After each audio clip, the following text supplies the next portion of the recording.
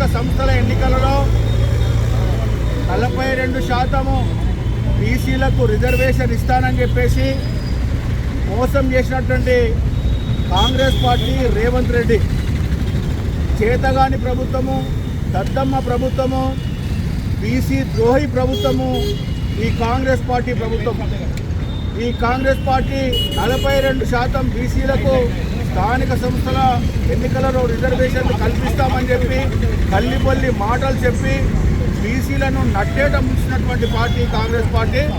కాబట్టి ఈ కాంగ్రెస్ పార్టీకి మేము ఒకటే చెప్తా ఉన్నాము, రాబోయే స్థానిక సంస్థల ఎన్నికల్లో ఈరోజే మొదటి విడత నామినేషన్ కూడా పూర్తిగా వస్తూ ఉన్నది.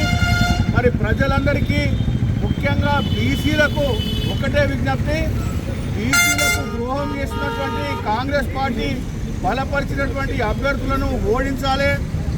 కాంగ్రెస్ పార్టీకి ఈ ఎన్నికలలో బుద్ధి చెప్తేనే బీసీల పట్ల వాళ్ళ యొక్క విశ్వాసం ఉంటుంది.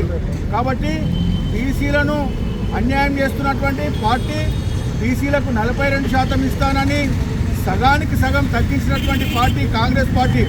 కాబట్టి ఈ ఎన్నికలలో కాంగ్రెస్ పార్టీ బలపరిచినటువంటి అందరినీ కూడా మూకుమ్మడిగా ఓడించాలి.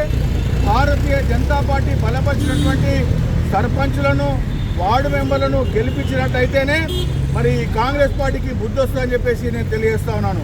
భారత్ మాతాకి జై శ్రీరామ్.